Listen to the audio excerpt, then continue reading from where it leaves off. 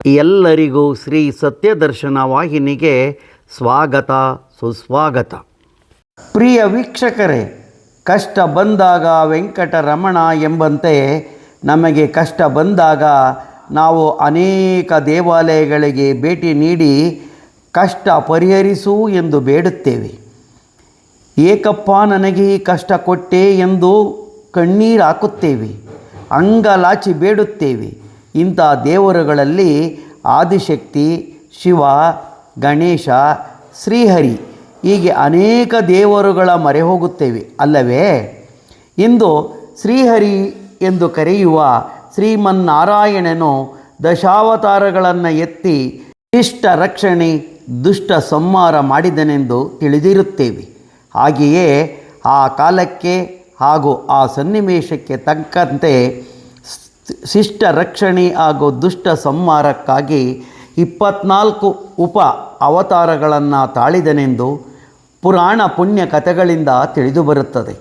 ಹೀಗೆ ಉಪ ಅವತಾರವೊಂದನ್ನು ಶ್ರೀಮನ್ನಾರಾಯಣನು ಎತ್ತಿ ಭಕ್ತರನ್ನು ರಕ್ಷಿಸಿದ ಪುರಾಣ ಕಥೆಯೊಂದನ್ನು ತಿಳಿಯೋಣ ಬನ್ನಿ. ಇದು ದ್ವಾಪರಯುಗದ ಅಂತ್ಯ ಸಮಯವಾಗಿದ್ದು ಹಿಮಾಲಯದ ಬದರಿಕಾಶ್ರಮದಲ್ಲಿ ಮಹಾನ್ ತಪಸ್ವಿಗಳು ಮತ್ತು ಸಿದ್ಧ ಪುರುಷರು ಆದಂಥ ಭೃಕುಂಡಮಣಿಗಳು ಹಾಗೂ ಚಂದ್ರಚೂಡಾಮಣಿ ಎಂಬ ಋಷಿಗಳು ತಪಸ್ಸು ಮಾಡುತ್ತಿದ್ದರು, ಜನ ಕಲ್ಯಾಣ ಮಾಡುತ್ತಾ ಇದ್ದರು. ಅವರು ಮಹಾನ್ ವಿಷ್ಣು ಭಕ್ತರಾಗಿದ್ದು, ಹೀಗಿರುವಾಗ ಶ್ರೀಮನ್ನಾರಾಯಣನು ಏಕಕಾಲದಲ್ಲಿ ಭೃಕುಂಡಮುನಿ ಮತ್ತು ಚಂದ್ರಚೂಡಾಮಣಿ ಮುನಿಗಳ ಕನಸಿನಲ್ಲಿ ಬಂದು, ನೀವುಗಳು ದಕ್ಷಿಣದತ್ತ ನಡೆಯಿರಿ, ನಾನು ನಿಮಗೆ ಕುರುಹು ನೀಡಿದ ಜಾಗದಲ್ಲಿ ನೆಲೆ ನಿಂತು ತಪಸ್ಸು ಮಾಡುತ್ತಾ ಆ ಭಾಗದ ಭಕ್ತ ಜನರ ಕಷ್ಟಗಳನ್ನು ಪರಿಹರಿಸಿ ಎಂದು ಹೇಳಿ ಕಾಣದಾದನು. ನಂತರ ತಪಸ್ವಿಗಳಿಬ್ಬರೂ ಬೆಳಗ್ಗೆ ಚರ್ಚಿಸಿ ದಕ್ಷಿಣದತ್ತ ಹೋಗಲು ನಿರ್ಧರಿಸಿದರು. ಹೀಗೆ ನಿರ್ಧರಿಸಿದ ಋಷಿಗಳು ದಕ್ಷಿಣದತ್ತ ಬಂದು ಈ ಭಾಗದಲ್ಲಿ ಘೋರ ತಪಸ್ಸು ಮಾಡುತ್ತಾ ಇಲ್ಲಿನ ಭಕ್ತ ಜನರ ಕಷ್ಟಗಳನ್ನು ಪರಿಹರಿಸುತ್ತಾ ಇದ್ದರು. ಹೀಗಿರುವಾಗ ಈ ಭಾಗದಲ್ಲಿ ರಾಕ್ಷಸರು ನೆಲೆಯಾಗಿದ್ದು, ಇದು ರಾಕ್ಷಸ ರಾಜ್ಯವಾಗಿತ್ತು. ಈ ರಾಕ್ಷಸರು ಆ ಇಬ್ಬರು ಋಷಿಗಳಾದ ಶ್ರೀ ಭೃಕುಂಡಮುನಿ ಮತ್ತು ಚಂದ್ರಚೂಡಾಮಣಿ ಮುನಿಗಳಿಗೆ ಒತ್ತಾಸರೆಯಾಗಿ ನಿಂತ ಭಕ್ತ ಜನರಿಗೆ ಯಜ್ಞ ಯಾಗಾದಿಗಳು ನಡೆಯದಂತೆ ಮಾಡಲು ತೊಂದರೆ ಕೊಡಬೇಕೆಂದು ನಿರ್ಧರಿಸಿ ರಾಕ್ಷಸರು ಕ್ರೂರ ಮೃಗಗಳ ರೂಪ ಧರಿಸಿ ಯಜ್ಞ ಯಾಗಾದಿಗಳನ್ನು ನಾಶ ಮಾಡಿ ಜನರನ್ನು ಕೊಲ್ಲಹತ್ತಿದರು. ಆಗ ಚಿಂತಾಕ್ರಾಂತರಾದ ಋಷಿಗಳು ಶ್ರೀಮನ್ನಾರಾಯಣನ ಮೊರೆ ಹೋಗಿ ಘನಘೋರ ತಪಸ್ಸು ಮಾಡಿದ್ದರು. ಆಗ ತಪಸ್ಸು ಕೆಡಿಸಲು ಮಾಯಾವಿ ರಾಕ್ಷಸರು ಕ್ರೂರ ಮೃಗರೂಪವನ್ನು ಧರಿಸಿ ತಪಸ್ಸನ್ನು ಕೆಡಿಸಲು ಬರುತ್ತಿದ್ದರು. ಆಗ ಶ್ರೀಮನ್ನಾರಾಯಣನು ಬೇಟೆಗಾರನ ರೂಪವನ್ನು ತಳೆದು ಬಂದು ಮೃಗರೂಪದ ರಾಕ್ಷಸರನ್ನು ಸಂಹರಿಸಿದನು. ಹಾಗೂ ಈ ರಾಕ್ಷಸ ರಾಜ್ಯದ ಎಲ್ಲ ರಾಕ್ಷಸರನ್ನು ಸಂಹಾರ ಮಾಡಿದನು. ಹಾಗೂ ಮುನಿಗಳಿಗೆ ಪ್ರತ್ಯಕ್ಷ ರೂಪವನ್ನು ನೀಡಿದನು. ಆಗ ಮುನಿಗಳು ಬೇಟರಾಯ ಸ್ವಾಮಿಯಾಗಿ ನಿಲ್ಲಬೇಕೆಂದು ಪ್ರಾರ್ಥಿಸಿದರು.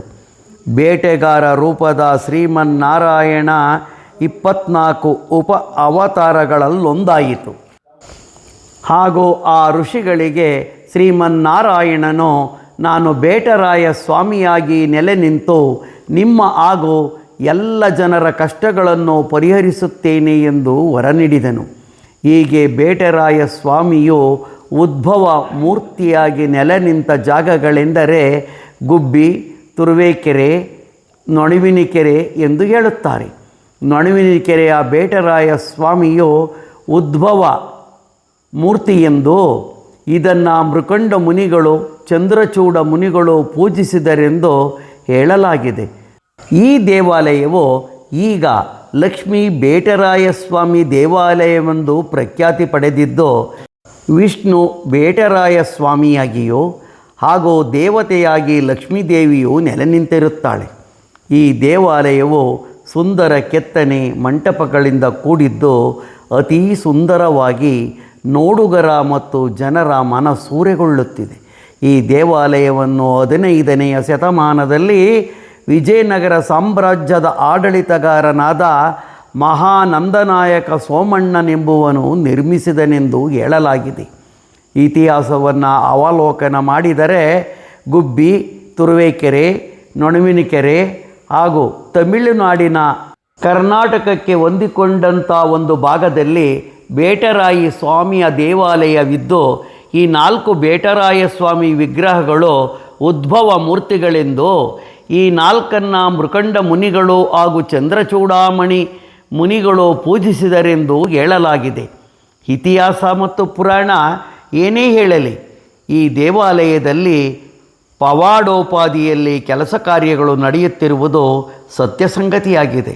ಈ ಬೇಟರಾಯ ಸ್ವಾಮಿ ದೇವಾಲಯಕ್ಕೆ ಎಲ್ಲ ಕಡೆಗಳಿಂದಲೂ ಆರೋಗ್ಯ ಸಂಸ್ಥೆ, ವ್ಯವಹಾರ, ವ್ಯಾಪಾರ, ಮನೆ, ಮಠ, ಮಕ್ಕಳು, ಮದುವೆ ಇತ್ಯಾದಿ ಕಷ್ಟ ಪರಿಹಾರಕ್ಕೆ ಜನರು ಬರುತ್ತಾರೆ.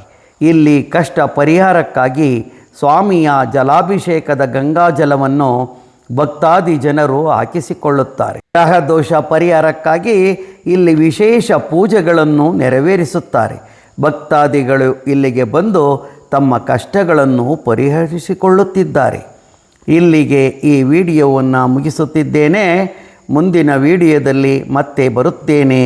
ಅಲ್ಲಿಯವರೆವಿಗೂ ಎಲ್ಲರಿಗೂ ಧನ್ಯವಾದಗಳು. ನೀವಿನ್ನು ನಮ್ಮ ವಾಹಿನಿಗೆ ಚಂದಾದಾರರಾಗಿಲ್ಲದಿದ್ದರೆ ಚಂದಾದಾರರಾಗಿ. ಧನ್ಯವಾದಗಳು.